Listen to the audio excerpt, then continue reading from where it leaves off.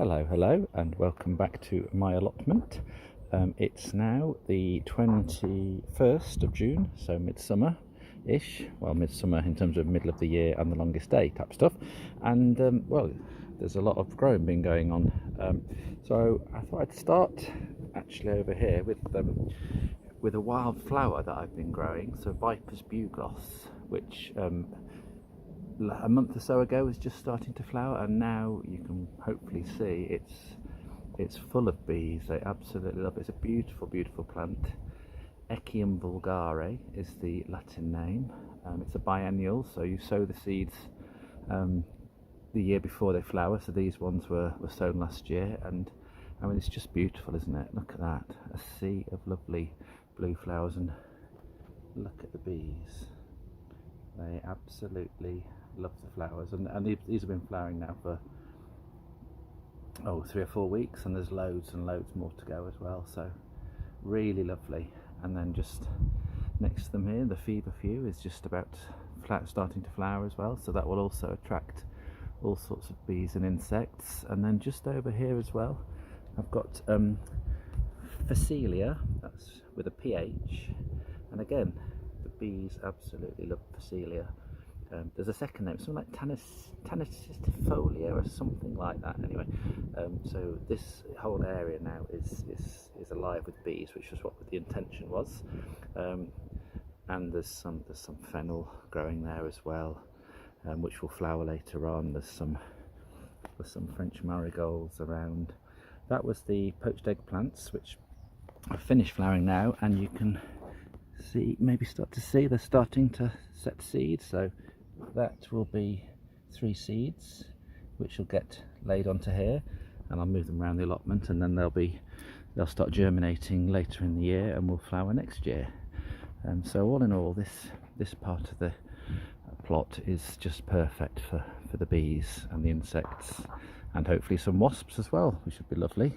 Now the trouble is I don't like to disturb the bees, so I have to actually clamber over them to get into the greenhouse. I'm going to very delicately try and do that without disturbing any bees, which is quite difficult actually. Move that out of the way, because I want to just show you the greenhouse. Oh, there we go. Right, so in here the tomatoes, which were only sown in May, they're growing really well. You can see in between I harvested my garlic, and because it's been a bit wet, I'm drying it out in here. But look at that, aren't they absolutely? It's my best year for garlic for quite some time. They seem to like the dry weather. I mean, look at these. Oh, look at those. Oh, absolutely lovely. So they're drying, well, they've got quite nice and dry already in here. And then I've got two varieties of tomato. So these ones will be Gardener's Delight, which is a small sweet tomato, and you can see the leaves are already starting, the flowers are already starting to form on each of these, which is lovely. The plants look really nice, really healthy.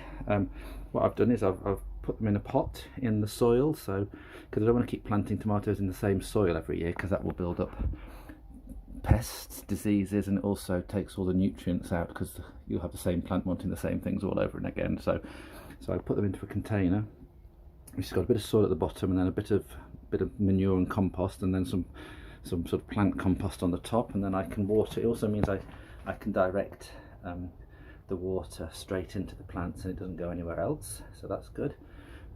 I miscounted, thought I didn't have enough pots, and I did, so that one is a test to see how it's getting on in comparison without the pot. And then this variety over here, forgotten the name completely, but this is a sort of quite a large beefsteak tomato. So again, you can see through there, you see the leaves are coming. I've said that twice now. The flowers are coming. Some over here as well. It's a slightly different flower. For anybody growing tomatoes, so the most important thing on these cordon varieties, and cordon means that they grow straight up basically, is you'll get, here's a good demo. Oh, if you can see, amongst the sunshine, which has now come out, there's a side shoot. So between the main stem and the side, this main branch, you get lots of side shoots coming out, and you need to keep pinching them out. So here's one up here.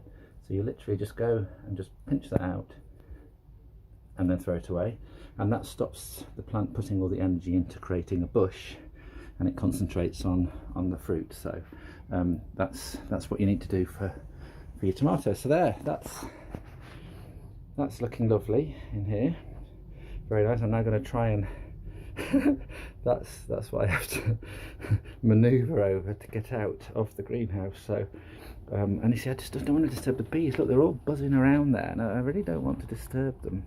But anyway, I'm going to try and delicately clamber over. One day I'm going to get stung right where I don't want to get stung, because somebody's going to take offence to my gangly legs trying to, I don't know, trying to hurdle them. Anyway, so out here, so we've got some peas growing here. Here's some lovely chard. I mean, because it's been rainy, the soil looks just delicious. I mean, it's just crumbly, friable, dark, fertile, moist, welcoming. Basically, as soon as you sow a seed, it's up. It's so warm at this time of year, and off they go. So here's some more borage. This is still flowering. Another thing that the bees like, you can see that it's getting towards the end of the flowering, so there's less flowers, but all the old flowers, there's still quite a few bees on. The old flowers will become seeds and they'll spread all over, and so I've got next year's borage already will be sown for me. Here is the salsify. So this has been flowering earlier, but it has beautiful seed heads like a big dandelion, and they'll blow all over the place. That's the seed head. That's a bit further along where a lot of them are already blown around, and I've also given some of those to another plot holder. So a lovely plant, It's got some more flowers still coming. So and you can dig the roots up, and it flavours a cross between parsnip and a potato, so really nice as well. And then over here is my wild rocket, which just once you've got it, it will seed itself everywhere. There's some more of it over there. And I tried, in fact there's a flower starting to come, so that'll seed it around a bit more. I think there are a few more seedlings I can show you. There's another, that's a seedling that's just put itself there. But what I tried for the first time last week was a wild rocket pesto, and it changed my life.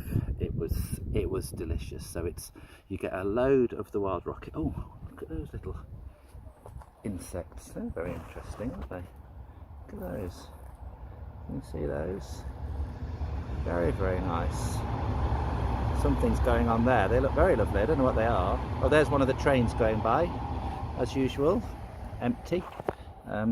So yes, so the wild rocket. So you get a big handful of that, with some walnuts. So walnuts, wild rocket, parmesan. If you can get some pecorino, chuck that in as well. 1 clove of garlic, lots of olive oil, a bit of salt, and blast it all up in a processor. And wow, it's absolutely delicious. I put like a teaspoon of lemon in as well, and oh, it was lovely. So, and because it grows so easily, I'm going to have that a lot over this summer. So then we've also got here, there's another train, remarkable. So my sweet corn's out now. So that was sown about a month ago, and I can't remember the name of the plant in between, but it's a lovely thing. A friend sent some seeds, and I planted in there, and I think the leaves are nice and edible. So yes, so they're in there. And just under my feet, here's one of my pumpkins, which is just about to start sending sort of like its growing arm away. So this one here looks like it's going to be the first it's growing on. They send 3 or 4 or 5 different arms away from the main base, and that's what the pumpkins come on. So that's looking really nice and healthy now. And I'll just wander down here, another delicate stride.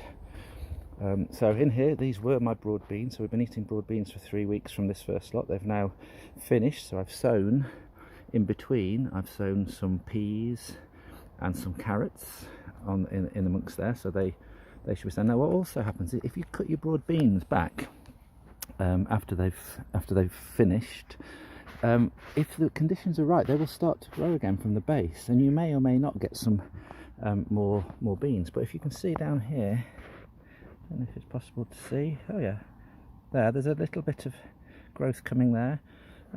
So you can try that, and you may or may not come in. So in any case, if you leave them in there, they're nitrogen fixing beans, like all leguminosae, all types of peas and beans, and so they're adding nitrogen to the soil. So don't pull them out just yet.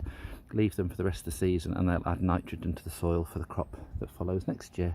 And then over here is my next. So this was, I grow things successionally. So this was the next set of broad beans. This one was sown in about February, whereas these ones were sown in about October. So this is tonight's meal, and they're looking really, really nice and healthy. So that's the next broad beans, and then round here. So I've got a couple more tomatoes. So I've planted a few outdoors as well. So they'll grow slower. So I'll get some tomatoes later in the season from them. Here's a couple more pumpkins, different variety. These ones are the Atlantic Giants, so the really big ones, the Halloween ones. And then I've also still got the remaining bits of my lettuce. I mean, look at that, isn't that a beauty? Absolutely lovely. So there's oh, it's lovely lettuce, lovely fresh lettuce. There is a lettuce that's gone to seed. Can you see that? Look at that. Should be down there, but it's bolting and it's going all the way up there. But you can still actually use the leaves a bit. It's just, it's not quite so photogenic in terms of lettuces as that one, is it? So round here, so this is my beans, French beans. So I've got two runner beans, one at each end, one on either side here, and that's only because only two germinated. So they're there, and then I've got the climbing French beans, and look there, which is the winner at the moment. They're all about the same. They're halfway up the canes, nearly halfway up the canes, but looking nice and healthy now. Got a nice base. I've also got some more rocket romping along. In fact, look at that. So you can see it's perennial. It's got quite a strong, quite a thick, almost trunk at the base now. So that's going to be there for quite a few years. Another pumpkin in the middle, and I've done it on the basis that they don't like too much direct sunshine, is my theory. So I thought I'd plant one there and let it send its leaves out amongst the beans, and it protect it from the direct sun. So I'll see what happens with that. And then this is one that it seeds itself all over the allotment. It's tree spinach. It's a lovely plant, and I just moved a few of them amongst the beans. And look, it's lovely, isn't it? It's lovely, and I keep telling everybody it's edible. I've never actually eaten it, but I will double check. I think, but even so, I mean, look, what a lovely plant. Lovely plant. So the leaves are purpley pink when they start, and then they go green. So anyway, it's nice to have, even if they're, but I'll find out if they're edible. And then, well, everything's edible once, isn't it? Anyway, so oh, here's, look at this. So this is, so the broad bean. So this one, it's not really growing too high, but look at those lovely flowers. So it's already trying to get some beans. So it's not really running as a runner bean, but it is doing the bean bit. So so that's nice. So we'll see. And you can see on the French beans, you can see some of the little growth points there as well. So in a few weeks we'll get masses of beans, and we'll have so many beans we won't know what to do with them. Then here is the verbascum. So look, this is the one that I grew for the caterpillars. This is what was left of it. I mean, you don't have this in your ornamental garden if you want it to be looking neat and tidy. And apologies for those people that are looking at this as a sort of disaster, but the caterpillars were lovely. And I've got a bit of a wonky flower on that one, but that will be. But look, it's got all these other, because that's fallen over, it's got some more spikes of flowers coming up from the side. So it will actually look quite splendid. A whole sort of bouquet of verbascum flowers will be coming up there. So accidentally, that's turning out quite nice, I think. Then over here we've got the cabbage in here. So that's growing quite nicely at the moment. It's definitely appreciating the rain because it was getting pretty dry in there. So I've got all sorts of different brassicas and stuff in there. That's looking pretty healthy. I think that's looking quite good. Maybe a little bit flea bitten by some of the aphids and stuff when it got so dry, but hopefully they'll recover. There might even be a bit of broccoli in the middle there. Then over here I mean, look at this. This is lovely. So this is back into the pond, which is looking lovely. But look at this. I've got a flipping water lily. Look at that. Isn't that absolutely beautiful? It's a perfect thing. I mean, wow. Look at that. That is stunning. Oh, and there's a nice siren. Just what you want when you're relaxing on the allotment. Flipping heck. So yeah, so the pond is looking really, really lovely at the moment. You may have noticed the pause to try and stop that siren sound. So yeah, so the pond's looking lovely, and this warm weather that's forecast in the next few days should mean that the dragonflies will start appearing and laying their eggs in here as well now, because it's not their perfect weather at the moment. So if I pull around here then, we've got some lovely foxgloves still flying away in amongst the feverfew. Beautiful, beautiful things, one of my favourite things. We've got another of my verbascums for the caterpillars, but look, that one's now got a spike of flowers, so that's quite nice. And here's the raspberries, so they're doing really, really well. I mean, they've loved this rain now. So we're starting to see the flowers on the raspberries. They'll be fruiting in July, so soon. Lots of flowers starting all around. So my next job is I'm starting to tie them up so they don't fall over everywhere. I'm going to take a big step over here. I tried to dig up the first of my new potatoes, and they weren't very many. The new potatoes they look a bit small. I don't think they've enjoyed the dry weather considering it was April and May was so dry, so they've not really. But then if I look to the main crop, they're loving it. I mean, it's quite a difference. So I'll leave the early ones in the ground a bit longer now they've had some rain, and they probably will get going quite a bit. So maybe in another 2 or 3 weeks we'll have lots of new potatoes. Here's another pumpkin. So this one is a lovely, I mean, I can't remember the name for the life of me, but it's a lovely bluey grey, amazing looking pumpkin. And that one, I mean, the joy of all these pumpkins with me having a greenhouse is I've sown them all from seed. So I know I've got a note somewhere of what they are, but mainly I've grown that they're lovely looking things. And look, you can see here, see this arm I mentioned. So this is like a growth arm, and then there's maybe a flower appearing in the nodule there, but there's a growth arm coming here. So this will trail all the way, probably over there, I would imagine. So and then I've also got some. So this is Oxford ragwort.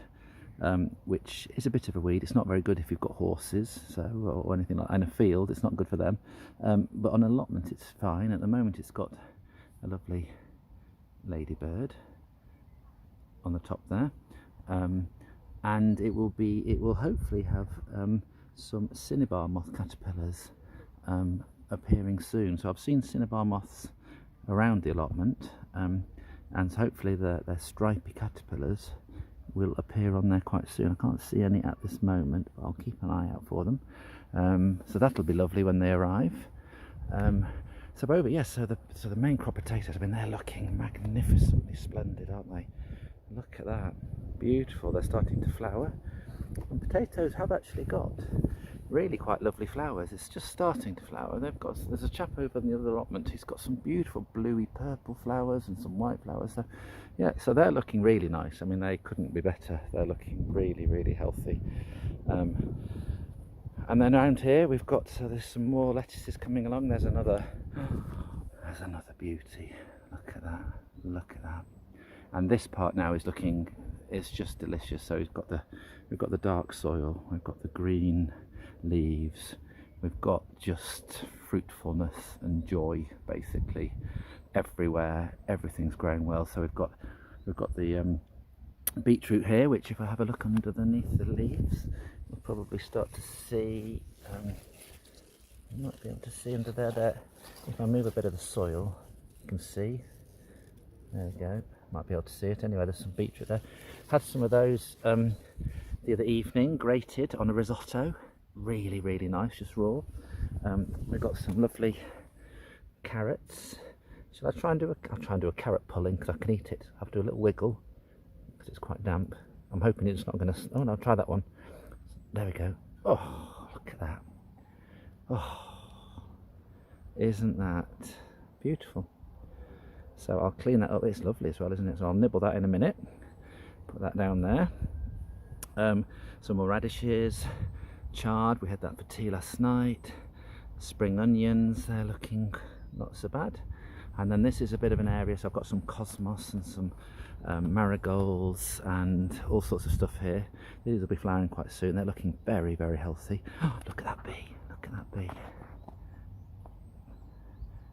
Whoa, what a beauty on there. So these ones, these are my next, well, they were going to be my next broad beans. They've been attacked by black fly quite massively, so the conditions were obviously good for black flies. So what's happened as a result is the ladybirds have moved in. Now of course, so there's one on there. I'm going to try and find a, it's a lot of black fly is what I can see. So there's some beans forming, but it could just be that this time this year on these, but there's another ladybird. It could just be that this is not to be. The dry weather might have done for the beans. Even though I was watering them, it might have just been too hot too early, because they're not a hot weather plant really. So maybe this year this third lot of beans will not to be, but I will have had lots of other ones already, so we'll see. But yeah, maybe they'll recover. Then here's the, well, this is the boulevard of marigolds, as it's known. Well, it's not really known like that, but it is now. So I've got some tromboncinos which are looking quite good. That one was a bit weaker, slow to get going.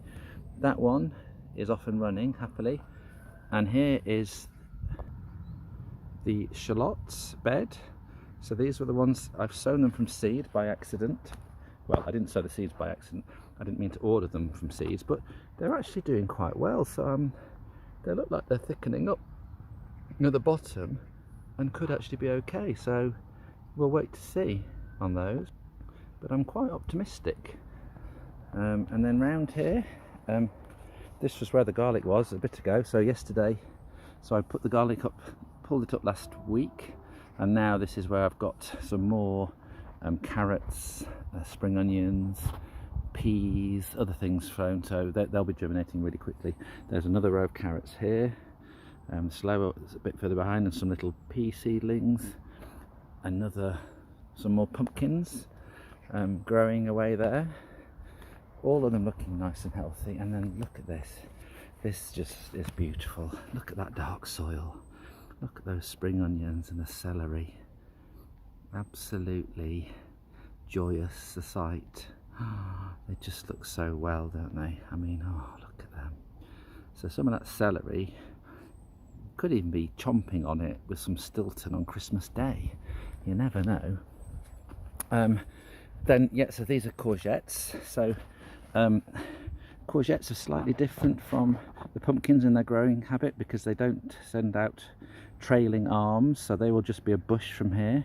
You can see they're starting to flower. So that one there is a male flower, so it's got no bulging courgette behind it. It's just a male flower, and it tends to be the first 2 or 3 flowers that the courgette plant produces tends to be male, so you don't get courgettes on then, and then the female will appear, and then you never stop getting courgettes. So so those are courgettes. There's another pumpkin there, another trailing one, and then these are, so this is lovely. This is some Californian poppies. There's a Latin name that starts Escortia, something like that. I can't even remember. It's a bit of a funny word, but look at those. So these are, there's a chap called Ben who lives on a boat with his dog and has a lovely website and Twitter account called Higgledy Garden, and he sells seeds. So I bought these seeds and some of the others you've seen over there from a lovely chap who lives on a barge. I sowed them in beginning of April, planted them out in May, and now look at them, they're growing happily on my allotment. The bees love them. At the moment they're curled up quite amazingly, and they will open up, and you can see some have already flowered, and then you've got the seed pods after that. But what a lovely plant it is on the allotment. Really, really nice. And then finishing off, I've got another magnificent lettuce, a couple more tomato plants I've planted out, and then my onions. Hercules are the variety, and they look to be doing quite well. I mean, look, I've got some quite stonking looking onioniness there, so they're smelling oniony, they're looking oniony. Some have got this very strange contorted growth, but it doesn't seem to be affecting the onions. I mean, although I've seen other plot holders have got similar things, so that could also be something to do with the hot dry weather. But they're looking good too. So all in all, finishing off with the comfrey, which I always talk about, but there's the comfrey. That's how tall it is now. I've put a load of it, I chopped a load of it as promised and put it into here. Make sure I don't drop phone in comfrey mush. So that stinks, absolutely stinks, but will be really good food. And then the leaves I put in there were from here. I chopped them off, so you can see I chopped them down there, and look, it's already about 2 weeks later bursting with growth, and we've got the next lot of flowers coming. So it's a really good plant for bees, for flowers, and for compost. And I think that's probably about right. So I'll have a little wander back. Oh blimey, I can still smell that comfrey. It stinks to high heaven. But oh, it's full of goodness. So I'm going to meander carefree along, zooming in only to stop for the carrot, which we'll be eating in a minute. More loveliness around. I mean, it just looks lovely, doesn't it? All that large scale industrial production over there is not mine, obs. So yeah, looking absolutely lovely. Really, really, really, really lovely. It's a little paradise. Back to the Viper's bugloss, and the bees never seem to get tired. They'll still be here. Look, here's a beauty. Okay, and we'll finish on him. There he is. Oh, look at that. Absolutely lovely. So yeah, there we go. Happy days. Bye bye.